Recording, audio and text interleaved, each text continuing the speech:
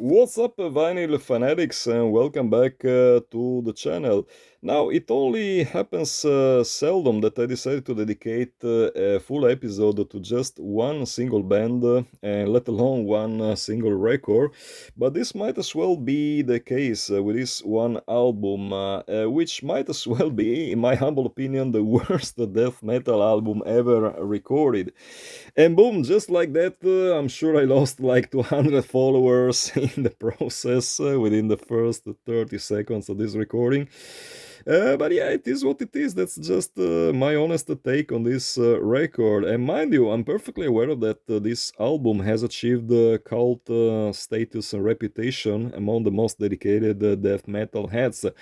Talking about Reaping Corpse, Dreaming with the Dead LP, 1991 year of release on Under One Flag Records. Now, a little bit of insight on how I got this copy, which is actually my second copy of the LP. The very first time I acquired this record was back in early 1992, if I remember correctly, which is a few months after its original release. I used to pay visits, regular visits to this death metal store, which death metal vinyl store, which was located in Slovenia. Mind you, I live just on the border between Italy and Slovenia, which probably explains my weird accent, which some of you guys commented on. Thanks a lot for that. So yeah, it happened like one weekend. I just went there. I used to be a dedicated death metal fanatic back in the day. I used to buy pretty much every death metal LP I could lay my hands on. And at one time, the only new LP they had for sale was this Reaping Corpse one, and I was looking at it like going like, okay, Reaping Corpse, cool name, probably death metal band. Dreaming with the Dead, also pretty okay with the title. Band picture, was not really sure what to think of them. Certainly metal, true metal stuff, but was this like death metal, thrash metal? They look like more like thrash metal heads, but yeah, I mean, I decided to go for it because why not? Guess what? At the time there was no internet, so unless you had a friend who could lend you the damn thing, you were pretty much obliged to buy it. Just looking at the cover and hoping to bring home a good album. But I should have paid more attention to this horrible cover artwork, which I will discuss later. Because when I brought this LP back home, I just didn't like what came out of the speakers. I remember putting it on the turntable and being incredibly disappointed. Like, I don't know, this band just didn't do it for me, and it still doesn't do it for me these days. I remember it being a very, very sloppy, generic kind of death slash thrash metal. Some of the most generic and uninspired, untalented death thrash I've ever heard in my life. Nothing really impressed me concerning the musical quality of this album. The riffs were just kind of generic. It was lacking really strong hooks. It just played without any highlights. I really don't know where to start from to bash this album because pretty much nothing about it makes any sense to me, and I still fail to realize how this LP became such a cultish classic to the eyes of so many dedicated followers. Because I kid you not, guys, nobody gave two shits about this band and record when it came out, and still nobody gave any shits about it until at least 10 to 15 years later when there was this huge death metal revival, and then even the bad bands from the early 90s somehow became the best thing since sliced bread. But I still think it bloody sucks. Like, starting off with the cover art, I mean, it's what is this supposed to what is this artwork supposed to mean? Like, you have this Hare Krishna dude praying inside this poorly drawn temple with some horrible skeletons in the background. What's the point of this? Like, who came up with this horrible? I think it's stated here in the notes somewhere. I think it's mentioned here. It's by Arthur by Rob Leacock. Now, I have no idea who Rob Leacock is, but I mean, Mr. Leacock, if you're by any chance listening to this, I really hope for your own sake that you didn't, continue with your career as an artist, because trust me, you can't bloody draw. This is just ridiculous. I hope you found some job that perhaps is better for your own skills, because you absolutely can't draw. I mean, I'm an art fanatic myself and know a little bit about art, and this is just ridiculously bad. This is just a, I don't know, an abomination. Like you can, I really can't look at it without laughing my ass off. Also, I mean, why did they go with this horrible piece like yellow for the name of the album? Then you have this horrible shade of violet for the band name. Like it looks so bad. I mean, there's no way. I mean, no matter if you like this album or not, musically speaking, I mean, there's no way you can tell me this is a good cover art. This is not. This is absolutely atrocious.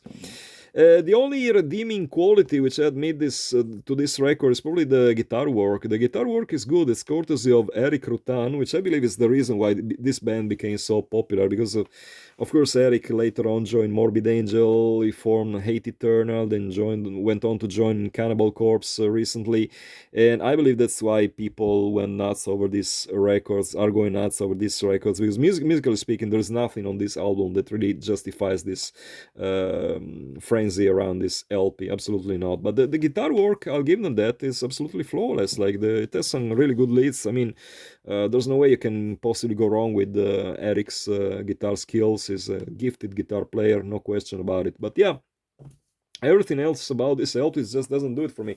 Oh, I forgot to mention the lyrics to this album are some of the dumbest one I've ever heard. Like, I mean, it's death metal, of course. Nobody's expecting, death metal lyricists. Is that a word? Yeah, I mean, the guys who write the lyrics for death metal bands. Nobody's expecting deep philosophical issues from, their hands. But I mean, there is this song, I just have to read the lyrics. I read them today. I mean, I hadn't listened to this album in ages because I never really liked it, and this is my second copy. I will tell you more about it later. So I had a chance to listen to it again because I sold it. It's not for sale anymore. Please, guys, don't ask for it. It's already sold. But this song, Deeper Demons, like the lyrics are absolutely priceless. Gotta read you a little bit of it. Like, whatever happened to little Colleen? She made some movies doing things obscene. That's what a poet. Like, nice rhyme, man. Absolutely nice. Made a meal, became a cocaine fiend. Deeper demons never see. I can't. Dicks she was taking. I'm sorry, guys. Can't make it. Money she was making. She didn't realize that all it was. Oh, I can't take it. Sorry, guys. This is just too much for me. Oh my goodness, this was a good laugh.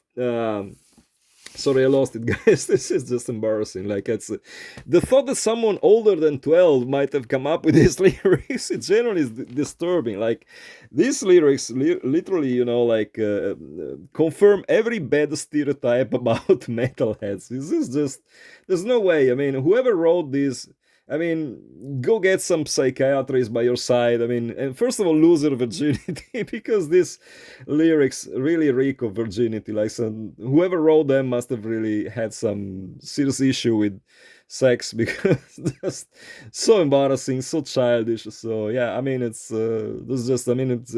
Please don't tell me you like this album because of the lyrics, because I will. There is so much I can take in terms of jokes. This is just a bad joke. This album, all about this album is a bad joke. So please, guys, I'm asking you kindly, let me know down in the comments what you honestly like about this record and why do you think this record has become such a big thing among the death metal enthusiasts, because I really can't get it. I fail to realize it, honestly. So bottom line, yeah, this was the story behind my first copy, but guess what? I was stupid enough twice because I bought it a second time. Yeah, what happened was, I mentioned this in the previous episode, I had the chance to acquire the whole vinyl collection of some dude who was living not too far away from me. I bought, like, I don't know, it was like some 30 to 40 records, paying like 15 euros each. So in hindsight, it was definitely a steal. And Ripping Course was among that lot, and I was like, okay, you know what? This record, maybe I was too harsh on it when it came out. Let me give it a second chance, just like I did it with the Revenant LP, which I mentioned also in the previous episode. And guess what? It still doesn't do it for me these days.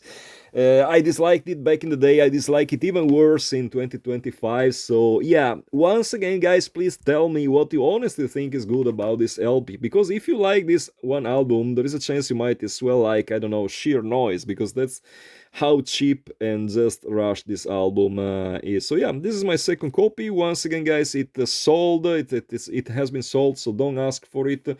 Don't bomb me with messages how much for that one album, because it's sold and it will be put in the post, I think on Monday or Tuesday. Hopefully so. I've been pretty busy with my job in the last days, so I apologize to the new owner. I will put it in the post as soon as possible. So, guys, I hope that does it for this episode. I hope you enjoyed it, even if I bashed one of your most cherished albums. But yeah, it is what it is. I said it a number of times already. Don't want to repeat myself too much. Yeah, some of you guys asked me if I have a list of what is left in my collection, what I need to sell, what I still need to sell. The answer is yes, I do have a list, but unfortunately it's not updated yet. So I will try to find some time in the weekend to come up with an update, and I will mail it to everyone who got in touch, was so kind to get in touch and ask for my records. So you will definitely get it. Please give me some time, because guess what? Death metal doesn't pay my bills. And but I will definitely come up with an updated list of everything that is left for sale in my collection. So, guys, again, I hope you enjoyed this one. And if you like this format of me bashing singular albums, just let me know down in the comments. I might come up with some other episode where I mercilessly destroy some other LP which for some odd reason stayed in my collection instead of being sold. So I hope you enjoyed it. Until the next time, keep it loud and heavy as always.